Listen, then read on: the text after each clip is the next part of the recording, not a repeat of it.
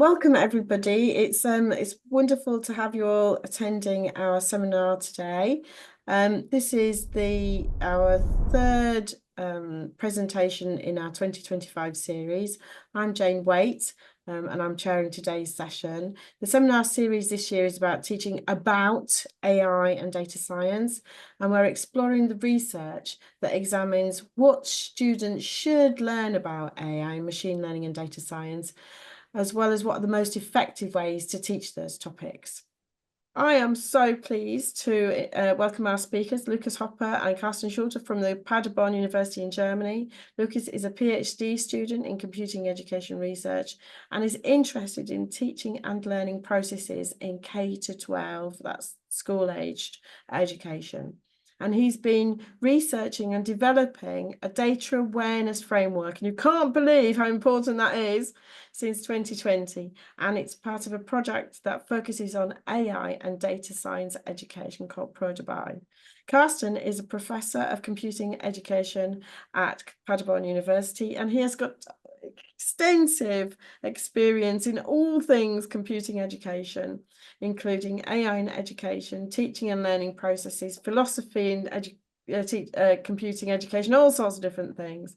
And he's been working on this ProDubai project since 2017, which explores data science and AI and how that can be taught in schools.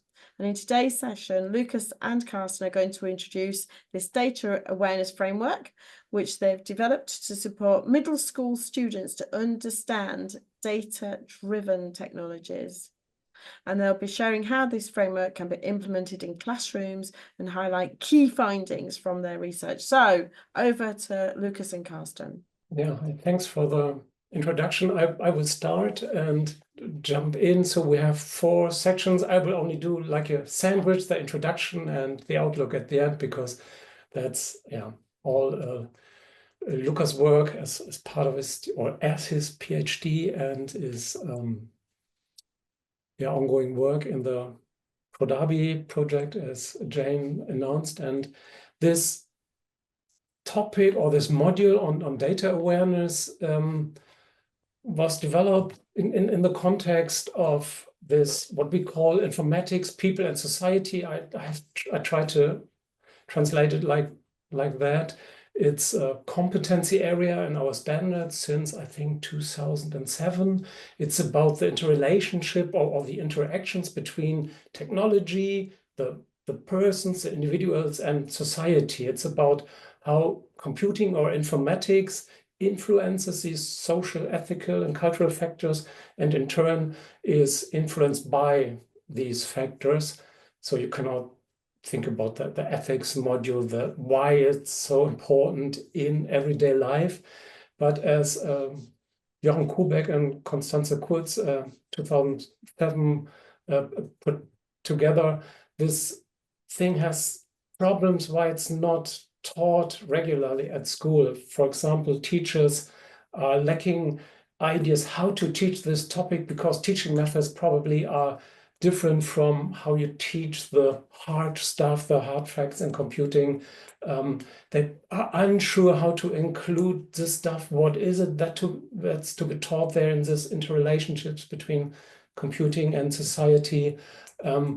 There's missing teaching material on this aspects to teach, and it's often separated from the other content areas in computing, and it feels maybe a little alien. So probably people also have the perception that informatics, people, and society is the responsibility of other subjects.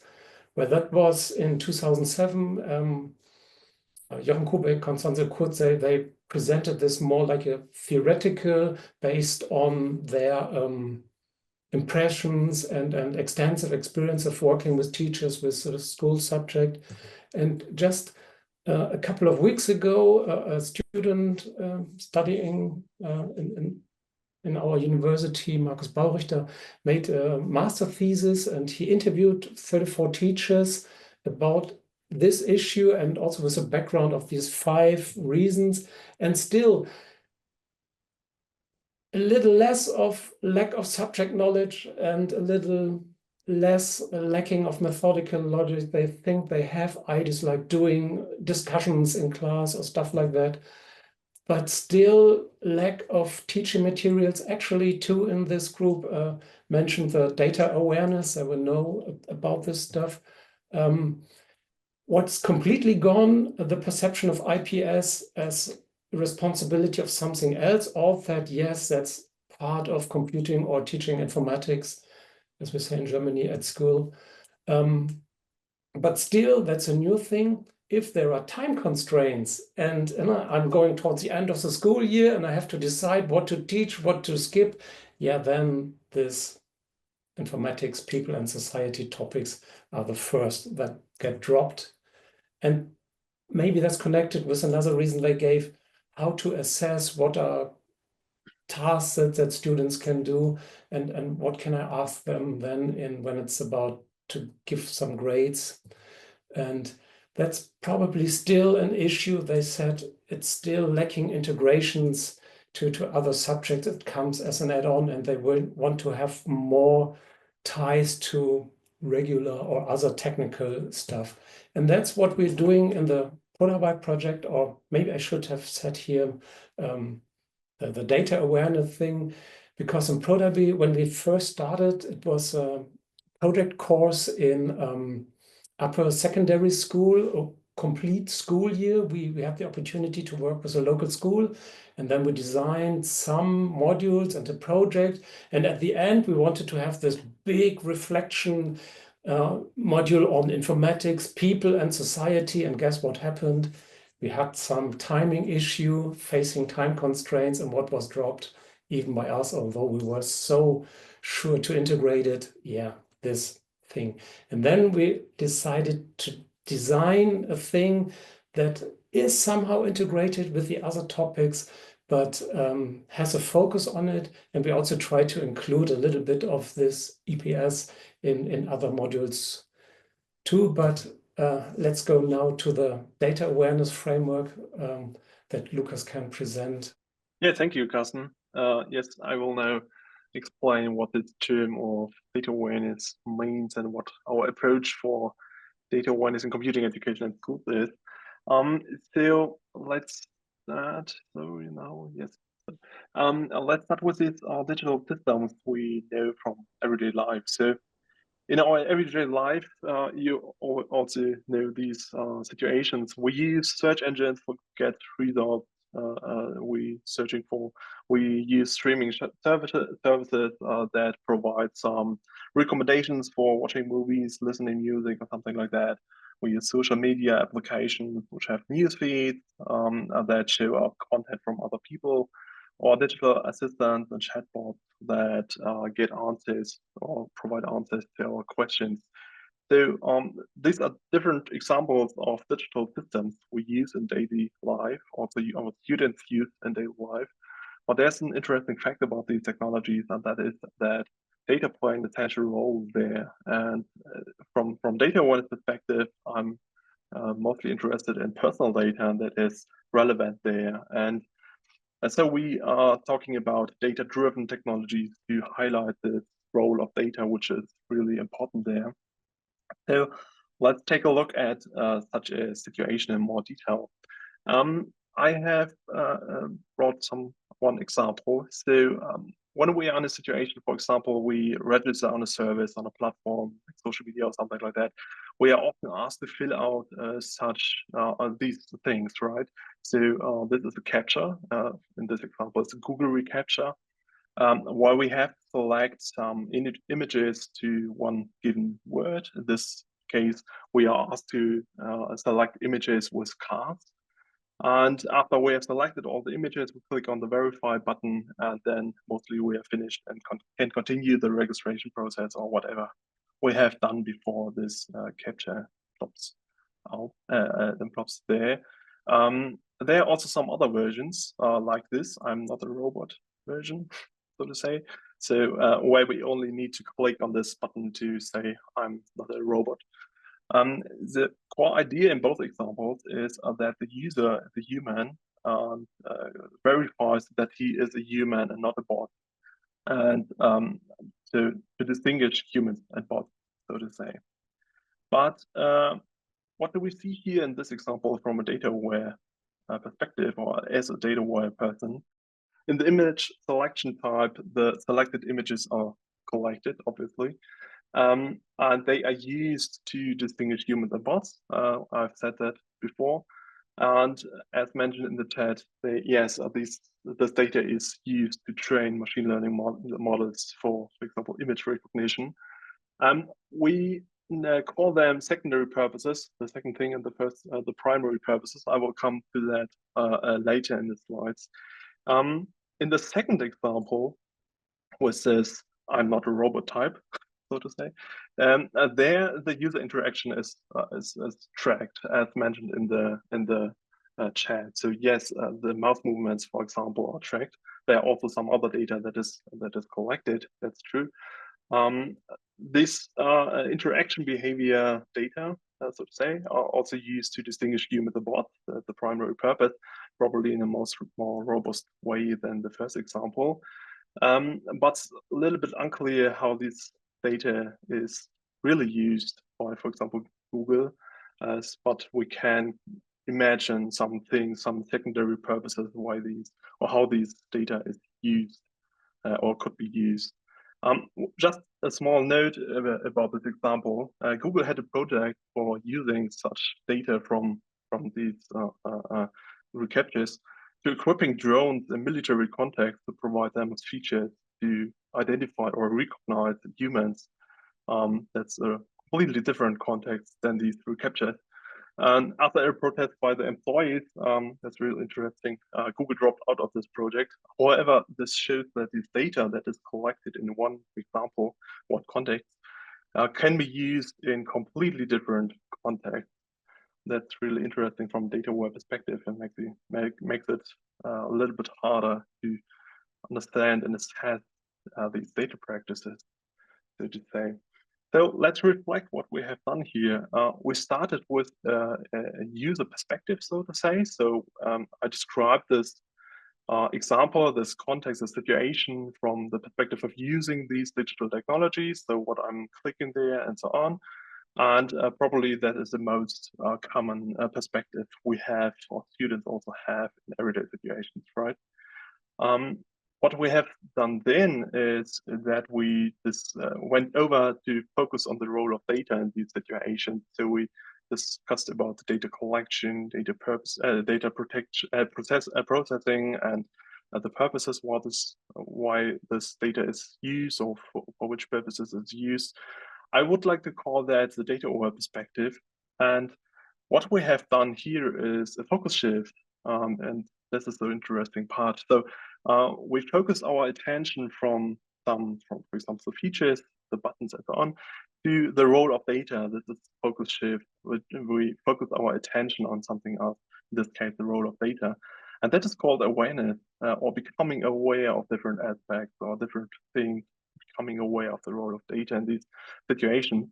That is the reason why we choose this term for this framework, so enabling students to make such a focus shift, drawing attention on these different aspects instead of just using these technologies in everyday life. From a more abstract level, we have talked about interactions between humans and data-driven technologies. From a computing education perspective, we often aim for enabling students to design such digital artifacts, or see students as designer in a designer role. However, in everyday life, students are often users of data-driven technologies or digital technologies in general. I should say that this is a continuum of different roles. So from between using and designing, there are different possible roles that students can have. But depending on our perspective,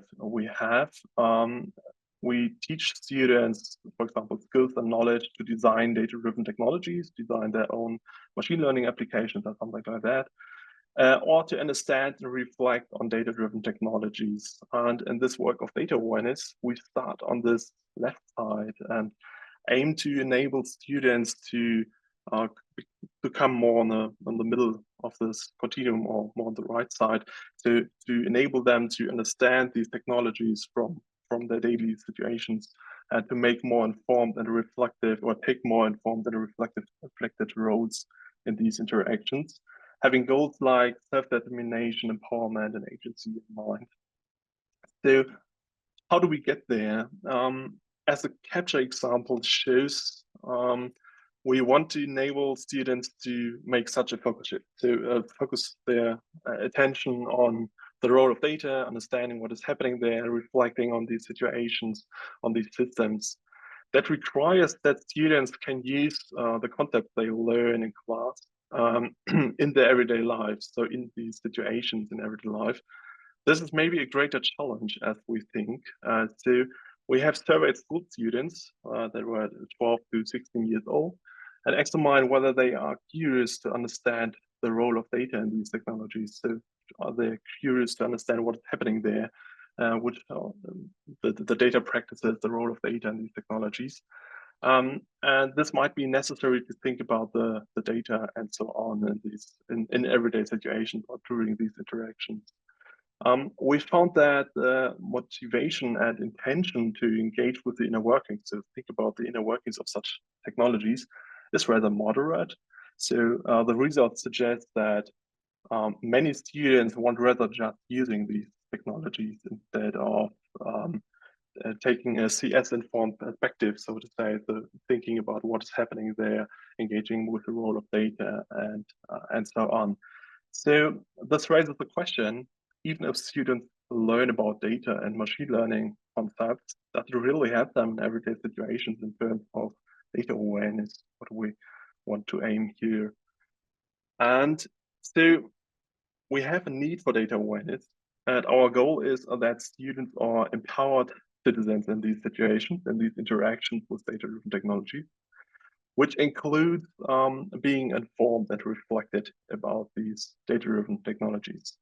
Now, the question is, which perspective, thinking about this focus shift idea, so which perspective do students or should students learn about these technologies, and how do we enable students to take such a perspective in everyday life or everyday situations?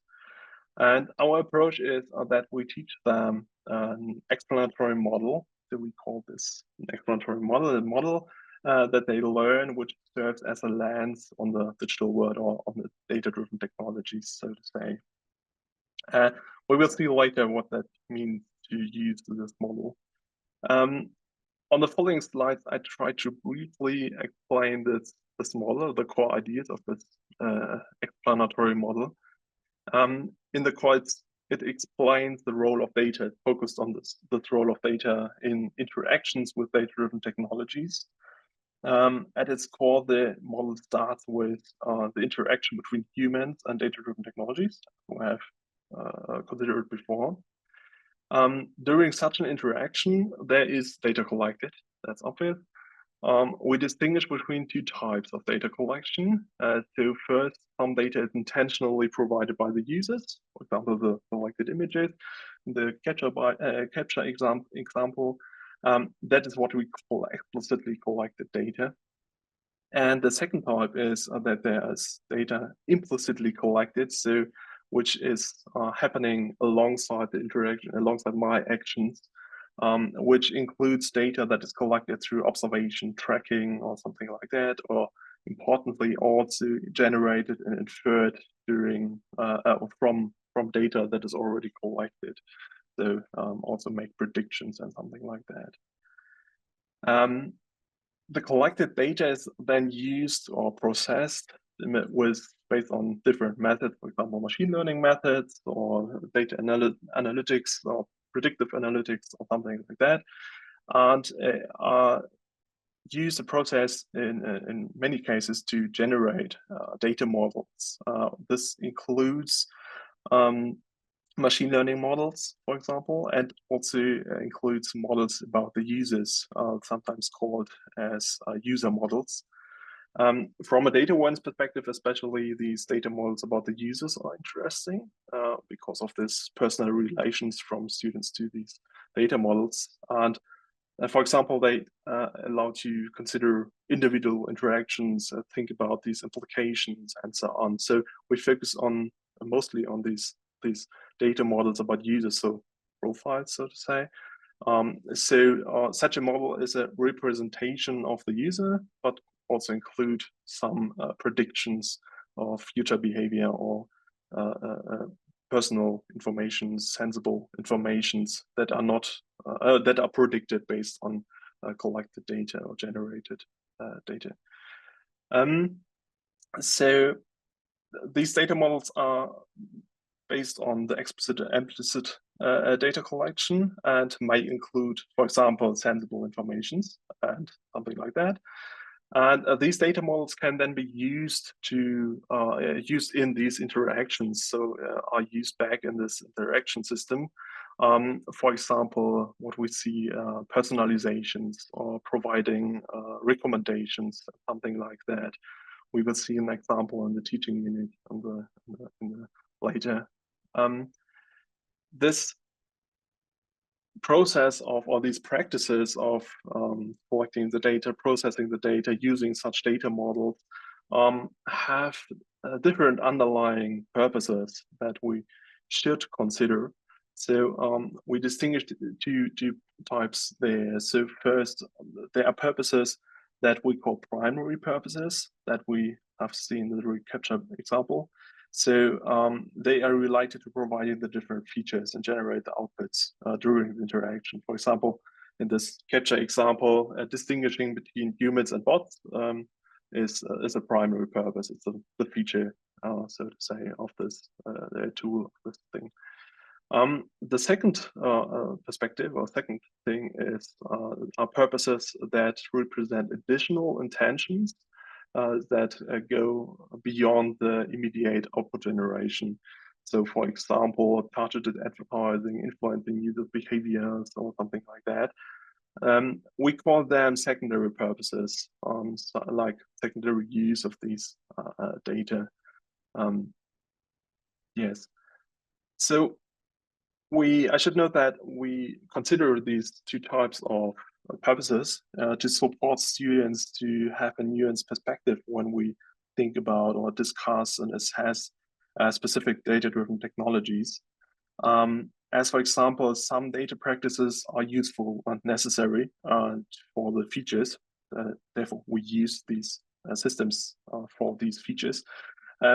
They should be discussed in another way than some secondary purposes. So I think it's important to distinguish these different perspectives and talk about these different perspectives and purposes, as we have also seen this capture example, maybe. So to sum up, this is one possible perspective on these data-driven technologies. So focus on this role of data in these interactions. In terms of data awareness, we then aim to enable students to understand these different aspects, these different processes, data practices, and reflect on the role of data in these situations and these interactions. And so our approach is that we teach students this model we see now on the slide and try to enable them to use it in everyday situations to make sense of these technologies they interact with. And so having described this ideas of the data awareness framework in a little bit shorter, let's take a look how this can be implemented in school. That makes it maybe more concrete. So we have developed two teaching units during a design-based research project over the last years. The teaching units are made for or developed for school students from 12 to 16 years old. So in Germany, that's grades 6 to 10. So middle school. The first teaching unit is about the context of location data when we use the mobile phones, so in the mobile phone network. The second one is about recommendation systems in the context of streaming services, for example, Netflix or something like that. And the shared approach in both teaching units is that students subsequently learn these aspects of the explanatory model, the explicit implicit data collection, the data models, the purposes, and so on, where we use the context-based learning approach. And then the important part is that students then apply this explanatory model, which they have learned, to other examples of data-driven technologies from their everyday lives. So use it as an analytical lens, so to say, to make sense of these technologies, as this is what we aim that they can do in everyday situations. I would like to talk about the second teaching unit, so about the recommendation systems on the next slides. So this teaching unit consists of 4 parts. I will go through these parts on the next slide in more detail. So we start with introducing the context of streaming services like Netflix, Amazon Prime, or something like that. So we discussed about what is a streaming service and talk about the start page on such a service. So in this picture on the slide, you see the main idea of such a start page. So the content is sorted on this page along rows and columns, and in doing so, we can construct or generate a personalized start page for each user. And then we discussed in this phase how such a start page is constructed, addressing students' ideas, experiences from everyday life. So thinking about how such a streaming service come to personal recommendations that are shown on such a page. So in this phase, we try to address students' personal experiences and their everyday perspectives on such streaming services, and motivate them to think about what is happening there, think about these inner workings, about these data practices there. And students often say something like, they know what you're interested in, and then show you the most interesting content on the start page. That's clear. Yes, that's right to some degree, but what does knows your interest mean? How is this measured? How are these recommendations are then generated? And so we want to encourage students to think about these processes in more detail, and have designed an activity in which students take the role of making movie recommendations by themselves. So they make movie recommendations for other students. And in this activity, they work in pairs, so 2 students together, and work on a worksheet, which is structured in 5 tasks. I will show the task on the next slides. There are 2 important roles for this activity. The first one is that they should work with someone they know as little as possible. And the second one is they are only allowed to talk to each other if the task allows it to do. So at the beginning, I thought it would never work, but in fact, most of the students follow these roles and do this activity. So the task 1, students write down movie recommendations for other students, for their partner, without talking to each other. So the recommendations they note, the movie recommendations, should match the other person as well as possible. So they need to think about that, how to come to recommendations. The second task is then that students are allowed to ask each other exactly 2 questions. So they collect data, so to say. They are not allowed to give their recommendations or talk about these movies, but they are allowed to collect some other data, for example, the genre from movies or something like that. And then on the next task, students write down movie recommendations again based on the answers they usually have better ideas for the recommendations, so they refine the recommendations they have made in task 1. Then students share their recommendations and evaluate them together by rating how good the recommendations are. Mostly the recommendations at the end are better than the first recommendations they had. And the last task is something like a joint reflection. So they reflect together on what data, what questions were helpful here, and what kind of data could the recommendation system collect about them. So they think about the data collection of such a system and discuss first ideas about how such data could allow to make predictions about the person's preferences or what they how they interact with these systems and something like that. So this reflection then leads to this concept of explicit and implicit data collection, which is then introduced in class during the evaluation of this activity on a more abstract level in the reflection. Then, after thinking about the data collection, we turn to the next part, which where the students take a closer look at how recommendation systems work. So students are given a prepared Jupyter notebook. Maybe you know that we use it here as an interactive worksheet, so to say. It includes a recommendation system where students can look under the hood, so to say, so they reconstruct the inner workings of this system, or how this recommendation system work. First, I have included a picture here. Yes, sorry, it's in German, but I will explain what you see here. The first thing what they do is they rate movies and get personalized recommendations for themselves. So here you can see on the left side of the Jupyter notebook, there they choose or select some movies, then they rate the movies with a stars rating from 0 to 5 stars. And click on the green button, and then they get personalized recommendations. Usually that's 10 movies that are personalized to their ratings, so to say.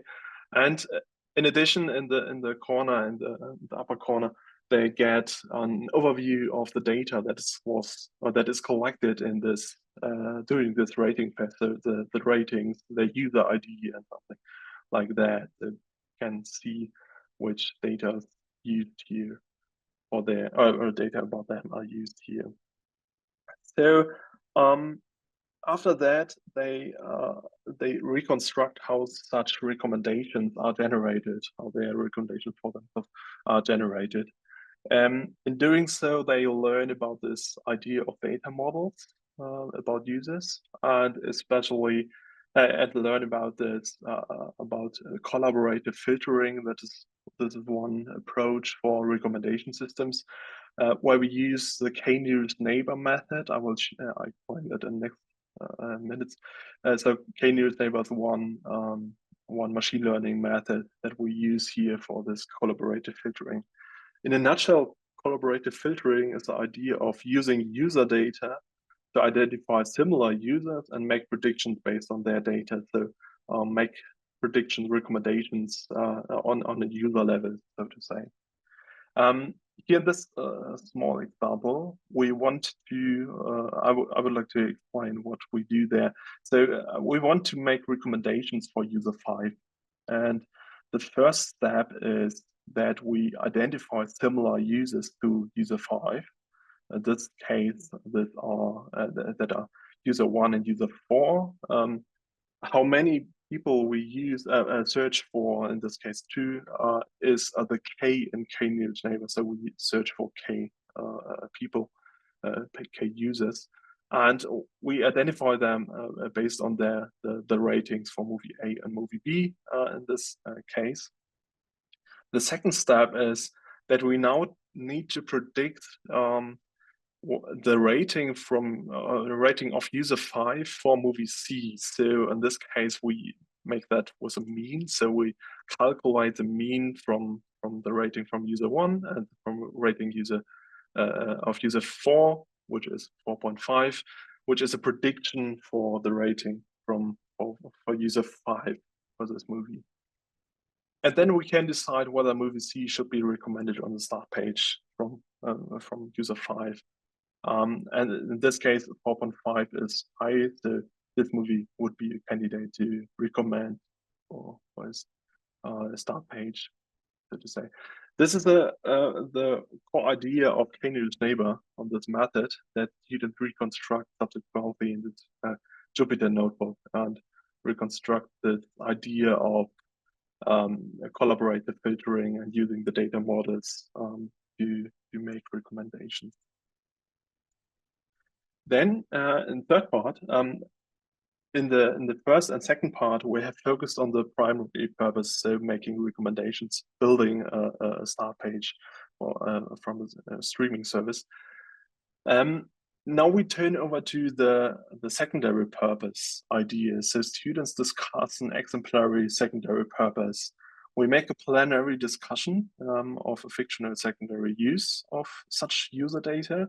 In this case, we discuss the example of a personalized paywall for movies that can be purchased in addition to the subscription plan, which is based on these predictions. So when we know, we use these predictions to decide which movies maybe the users maybe pay for. At this plenary discussion, the students discuss from different perspectives, get information for that, and prepare for this discussion and discuss that.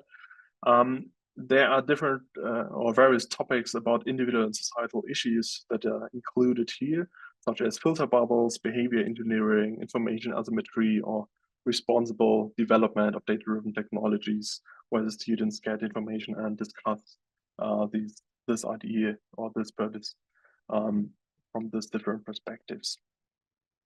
Students then assess such data-driven practices in a US perspective, means in this case discuss it and assess it from this primary and secondary purposes, which is introduced in this part here.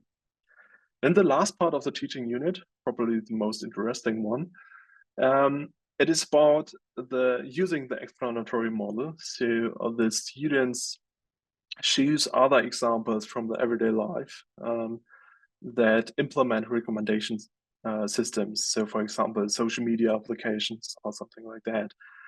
They then analyze using this explanatory model, the different aspects they have learned in the other parts of the teaching unit. They then analyze this example with these perspectives of these aspects of the explanatory model as has the data practices. After that, they present their results in class and discuss about their own role in these situations. This is important. So they should reflect or ask to reflect on their behavior in these situations, discuss possible ways to act to become more informed or more empowered in these situations, or make self-determined decisions and something like that. In particular, this part should support students then to use the model in daily situations to make such a focus shift. So from shifting from using such digital artifacts or digital technologies to analyzing the role of data, thinking about that, reflecting on that, and so on. So we aim to support them in becoming more informed in such situations and have more powered roles in these interactions. Yes, that's the main idea of explanatory models in this teaching unit in the data awareness framework. And now I will turn over to Carsten. Carsten will discuss this idea of explanatory models. So I just want to go back, and we actually want to discuss with you this idea of teaching with explanatory models. But before delving into that, yeah, we have this other teaching unit also. There's a snapshot of it with location data. Here you see, I think it was in Berlin, and probably that was where the person stayed overnight, and then you can have some guess where the person probably lives. We talked about it when we were here last time, yes, actually 4 years ago, and on the website you can see the stuff or the material. But so let me just recap. So this teaching unit and the model Lukas presented in the first part of the talk is about distinguishing explicit and implicit data, a primary and secondary purpose, data models. And what's happening now is, I will talk about it in a minute. Or first idea was that this idea, this explanatory model, this data awareness model drives how to construct the teaching unit. Then maybe you can see here the data collection is probably the different types of data. Then using the data for the recommendations. Then part 3, using the data for a secondary purpose. So the model is in the background of the teaching unit. It was meant for the teachers, and they probably can then design a similar teaching unit. I've seen you in the chat, let's not go for movie recommendations, but game recommendations or whatever, or maybe the location data thing, and you can have this model in the background as a teacher, and then you find and get some ideas how to design the lessons so that it's in this informatics, persons, and society. But what we then saw, especially in the first model we presented, they put it in the foreground, this model. They just, I think when I remember correctly, some even made a poster of this data awareness model and put it in class, or they used the terms of primary and secondary, and the school kids should learn these words of using and I don't know, secondary purpose of data processing and whatever. So what that changes then is, we thought we as researchers are working with the teachers, and the teachers are in full control how to design the teaching. They use our stuff as ideas, but they choose then what exactly to teach, especially what wording to teach. But now it seems we as researchers have a direct connection to the students over this explanatory model, and that changes here when it becomes teaching content on the lower left. It's not only a tool for designing teaching, but it's kind of the lens they learn and then transfer in part 4 to some other examples. And we think that gives us much more responsibility, and we're not sure, is that probably a bad thing? Is it a good thing? Is it a necessary thing overall? Because there are different explanatory models. So our model here in the right highlights, for example, starting with the human, that's the learner, and that's a situation interacting with some system, and from that we explore the system, and then maybe later we discuss some broader issues. That's a thing we look for, and then we highlight different types of data collection, different types of data use, and that there are data models, that's all. And other stuff is kind of hidden when you see on the left, that's from Susanna Zuboff, Surveillance Capitalism, from her book. It's different wordings like future behavior, behavioral surplus, a different model that's from the outset, from the societal perspective, and much more critical, or at least a different model. So where at the end, it's not the market on making money with movie recommendations. It's about what she calls behavior control of the people, and you have to understand that. That's quite a different model, but which model is the right one? Which model is correct? Do we as researchers decide which model is correct? And I don't know, or which kind of researcher? That's one question. And then the same with here, researchers, with the teachers, we're now asking, probably teachers are here, you as teachers, would you prefer, for example, Zuboff's model or our model or a different one? And maybe the same here is also needed with the small images here on the top.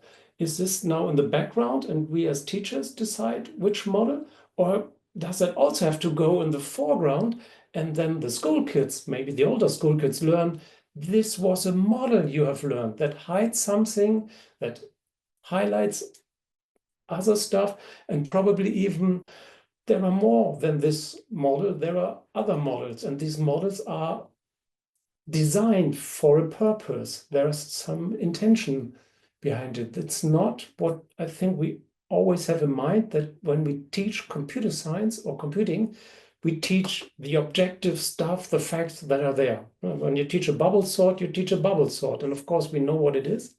But now, when we teach explanatory models, we teach a perspective. Maybe you remember the slide from Lukas with the glasses, and we teach people to use different glasses to look on the world.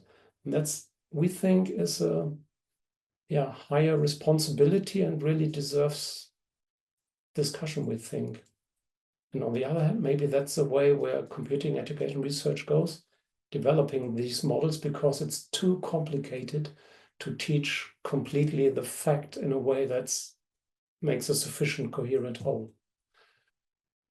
So that was what I wanted to say as a kind of sandwich at the end to start the discussion. And here on www.prodaby.de, when you scroll around, we plan to have our teaching units there also in English. We're currently working on it. Thanks for the attention. Oh, thank you very much. Can we give a virtual clap to Lukas and Carsten?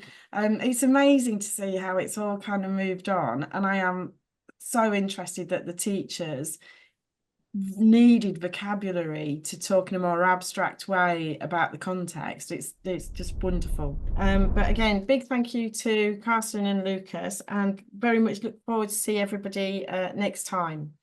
So brilliant. Thank you.